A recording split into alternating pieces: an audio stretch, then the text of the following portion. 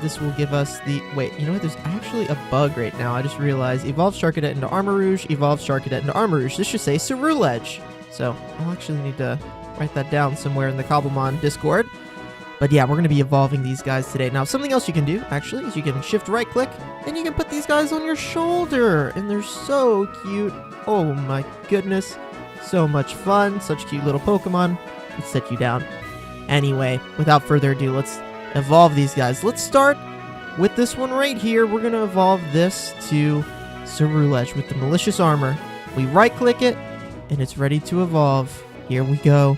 Let's evolve the male Charcadet into the sharp-bladed arm, the offensive beast that is Ceruledge.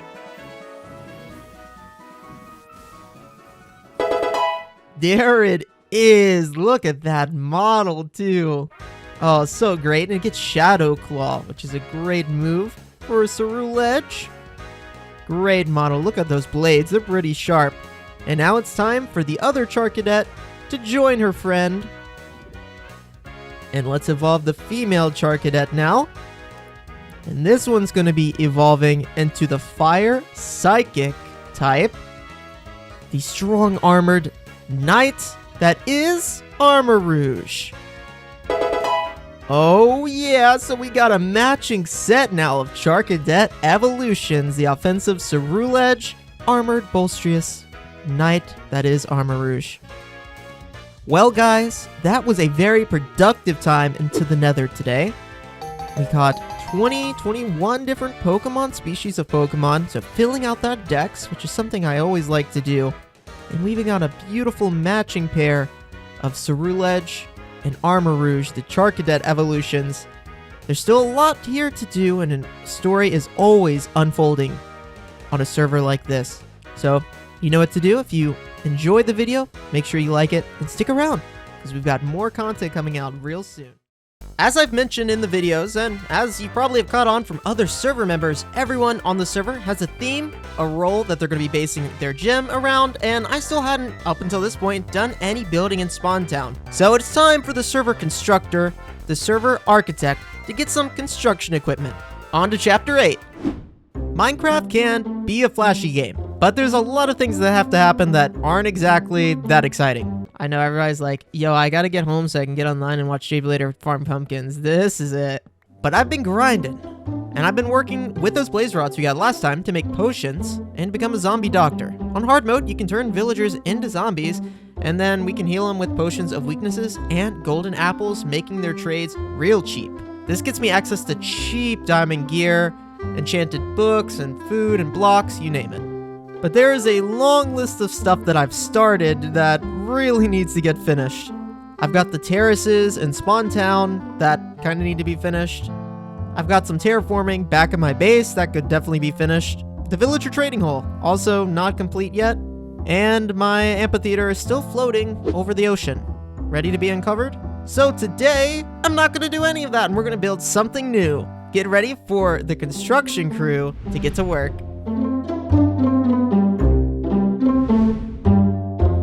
I spent some time yesterday with Drew working on this area of the Spawn Town, and I even left a little sign over here that I thought was perfect. Professor Oak. Oh, I'm hilarious. And I have been working on these paths, so him and I did some of these trees around here. He is a tree expert. He did this Professor Oak tree right here. It's really great. I did a few of the other trees here, created some paths here, and, you know, this may change a little bit later, but we wanted to get some stuff down here to create a little bit of infrastructure here in the town. Everyone's bases are coming along. We got farms coming in, berry patches coming in, giant buildings like Vert's tower over here is just growing. We apparently have cows stacked on atop of each other since like day 2 of the server still there. We've got a lot of things happening. And man, I tell you, this place is really starting to look beautiful. And although I am the server architect and constructor, I really haven't built anything yet. I've been working hard to get my tools up to par, right? Because as a constructor, you need good tools, but I need some larger excavation equipment. So we're gonna start with that today, and hopefully also start on a really cool build here in the Spawn Town that we'll be able to use in the next few episodes. I want to do a lot of building here, but I've got to keep in mind Chesapeake's area is down here. Skipper also uses this area some. They've got their custom lake down there, which is quite nice. And then I've got these terraces here that I can do a lot with. This one, and of course this little valley in between is kind of my area. So I'm thinking we get some construction equipment in here, and we'll be able to see what we're going to be capable of doing. I think a bridge would be cool. And then we really need to build some sort of building here to add. Look, we even got a Wigglytuff from Mystery Dungeon over here. That's Liv's place. Oh, this place is really coming together. And it needs a building from me. I've definitely waited long enough. A constructor is only as good as his equipment. And yes, I need some stronger equipment. But for now, we're going to get started with some of the basic diamond gear. Obviously, I can mine for diamonds, and that's no problem. But as a constructor, want a lot of tools, and I want to be able to provide my server mates with a lot of awesome tools to enable them to landscape to their little heart's content. So this is how we're going to be doing it, and we're going to be chucking away a ton of items. So I'm actually going to go over here in the wall. Ignore this. I know it's ugly, but we're going to place a lava bucket here because we're going to be having to throw away a ton of items. I've been trying to get some emeralds by using melons and pumpkins, as you saw farming on the surface and from the clip on the live stream, and then by zombifying these guys, we've got the trades pretty cheap, like mending books, efficiency 5 books, for 1 emerald, which means I can get us some really good gear really fast. And I need some good blocks too, like stone. I'm almost out of stone, guys. So now we're going to be using these guys over here to get all of the gear we need. In fact, these two guys right here are the toolsmiths, which means that we're going to be unlocking these to get our tools and then using a grindstone to get the gear that we need. So I've got over 8 stacks of emeralds now, which is not too bad. And we're going to be using those maybe even for a beacon at some point because, we can get them pretty fast. But for now, we're going to do a little bit of trading. And this is what I was saying is going to be us chucking a lot of items because we're going to have to unlock these guys to get to the diamond tools. Next up, we have the iron trade, which if you have an iron farm, isn't actually that bad. How did you get out here, dude? Okay, I'm going to return this guy to Rob's farm. This is my good deed for the day. What are you doing out here in the ocean, Rob? Farming iron, apparently. Rob, we got to talk about your villager conditions, man. I thought mine were bad. This guy's got an iron pickaxe trade, which we're probably going to end up checking these. And you've got, a diamond hoe trade. You know, honestly, not that bad. The expert tier, we've got a shovel and an axe. Let's see what their last one is. And a pickaxe. Efficiency 2. Yep, totally fine because it's not going to matter. But there we go. We got some tools now. And a way to farm them. And I think I'm going to zombify these guys. We've got the carry-on, which allows me to just right-click and pick them up. And, oh my gosh, this saves hours of nudging villagers. So I'm going to do a little work over here. And let's see if we can't fill up one of these chests with some tools for me and server construction.